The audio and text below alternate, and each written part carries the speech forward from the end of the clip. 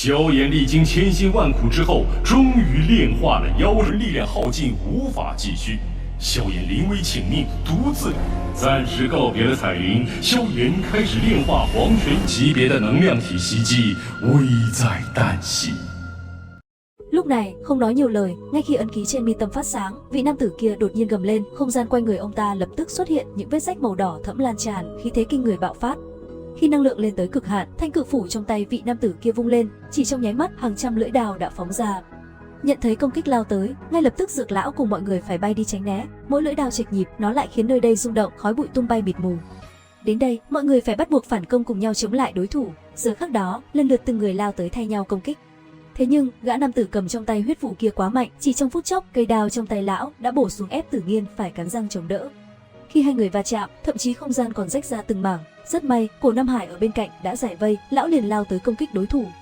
Gần đó, Dược lão cùng Huân Nhi cũng mau chóng di chuyển hỗ trợ tấn công, thế nhưng tất cả đều không ăn thua trước lưỡi đao kinh khủng của đối thủ.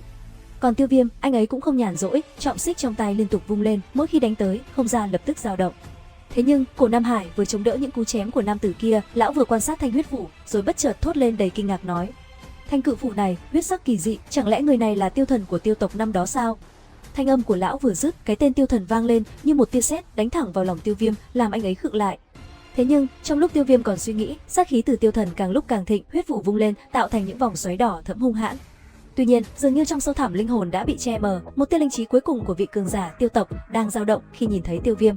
Giờ khắc đó, những đường đao của ông ta bắt đầu có chút thay đổi, đôi mắt đen kịch vô cảm thỉnh thoảng lại lóe lên những ánh nhìn đầy thống khổ. Mang theo cảm giác nhạy bén, Tiêu Viêm hít một hơi thật sâu, rồi yên lặng quan sát, tìm cách thức tỉnh vị tiền bối tội nghiệp của tiêu tộc. Trong khoảnh khắc, huyết vụ khổng lồ mang theo lực lượng hủy diệt sắp giáng xuống đầu Cổ Nam Hải và Huân Nhi, Tiêu Viêm bất ngờ động thân.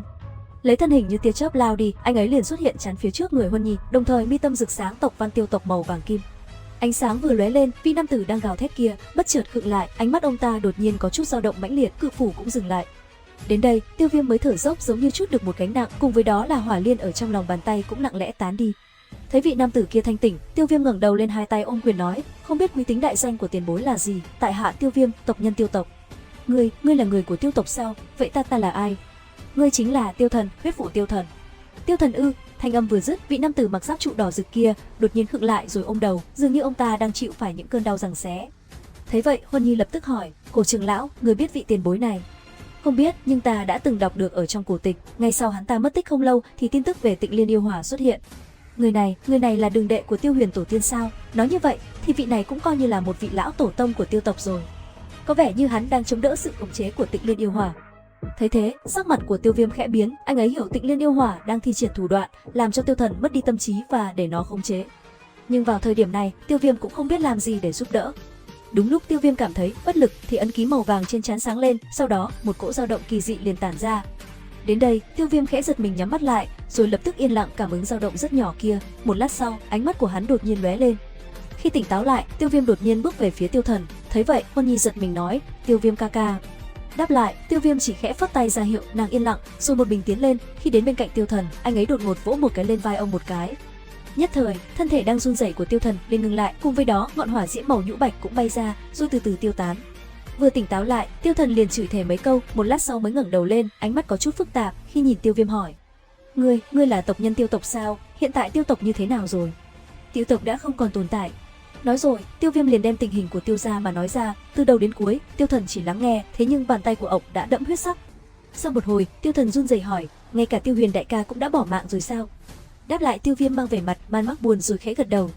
Hít sâu một hơi, anh ấy bình tĩnh nói: "Nơi này là không gian yêu hỏa, tiền bối, phiền người dẫn chúng ta đi đến chỗ bản thể của yêu hỏa.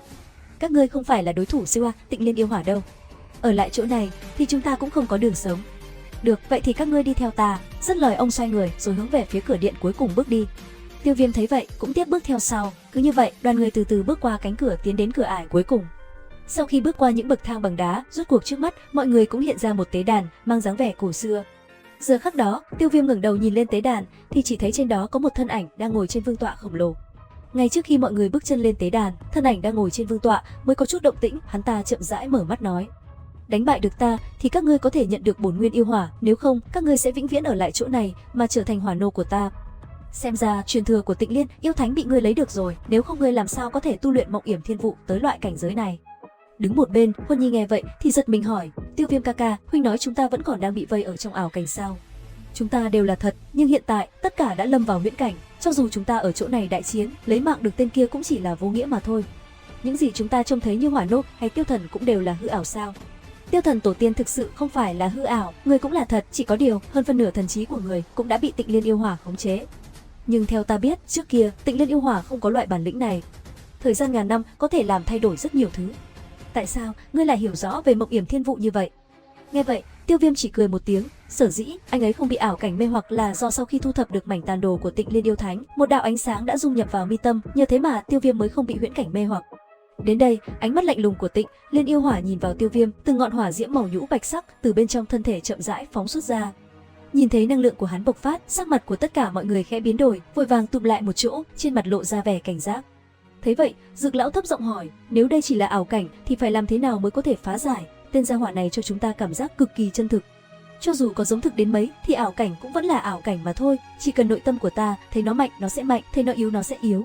Khi Tiêu Viêm vừa dứt lời thì tên kia bất ngờ gầm lên, hỏa diễm màu nhũ bạch hóa thành một chuôi hỏa diễm trường thương khổng lồ. Sau đó cánh tay của hắn vung lên, trường thương liền xé rách không gian hung hăng công kích về phía đám người Tiêu Viêm. Thấy vậy, mọi người liền vận đấu, khi muốn chống đỡ thì Tiêu Viêm quát lớn, mọi người đừng thi triển đấu khí phòng ngự, nếu không tất cả sẽ phải bỏ mạng. Tiếng quát to vang lên, mọi người lập tức đứng im và thu lại đấu khí.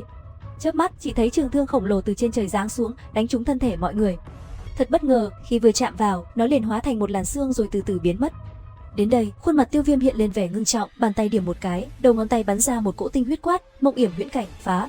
Thấy thế tên kia âm trầm hỏi, phá yểm chi phủ sao, ngươi biết nó? Nghe vậy, Tiêu Viêm không đáp, ngón tay hắn điểm một cái khiến cho huyết phủ quỷ dị kia nổ tung, văng ra khắp nơi trên hư không. Lập tức, mảnh không gian này dao động kịch liệt, cuối cùng liền vỡ tan trước mắt tất cả mọi người. Lập tức, không gian toàn núi đá liền hiện ra trước mắt tất cả. Thế vậy, Huân Nhi liền hỏi, chúng ta thoát khỏi ảo cảnh rồi sao? Đáp lại, Tiêu Viêm liền gật đầu, trên gương mặt khẽ nở một nụ cười.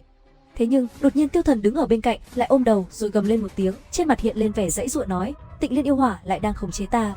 Nghe thế Tiêu Viêm cũng không biết làm gì. Đúng vào lúc đó, ấn ký ở giữa mi tâm của anh ấy sáng lên, rồi truyền ra một tia dao động rất nhỏ. Không chậm trễ, Tiêu Viêm liền điểm ngón tay lên mi tâm của Tiêu Thần, nhanh chóng phóng xuất lực lượng linh hồn, rồi vẽ ra một đạo phù văn. Khi phù văn hoàn thành, Tiêu Thần cũng liền thanh tỉnh. Thấy vậy, Tiêu Viêm nói, cái này có thể tạm thời ngăn cản sự khống chế của Tịnh Liên yêu hỏa. Nghe vậy, Tiêu Thần gật đầu. Thế nhưng đúng lúc này, từ phía xa, trên những núi đá đang phiêu phù xung quanh, đột nhiên có từng đạo thân ảnh phóng ra. Nhìn thấy những người đó, Dược lão khẽ nói, xem ra việc ngươi phá vỡ ảo cảnh còn giúp cho cả đám người kia nữa. Thoát ra cũng tốt. Nói rồi, Tiêu Viêm hơi mỉm cười, ánh mắt hướng về biển nham thạch ở cách đó không xa. Đến đây thì hết tập 190/5 đấu phá thương khung. Liệu rằng tập 191 sẽ còn gì hấp dẫn? Theo dõi kênh YouTube Review 5 phút vào trưa chủ nhật để biết thêm chi tiết các bạn nhé. Xin chào và hẹn gặp lại.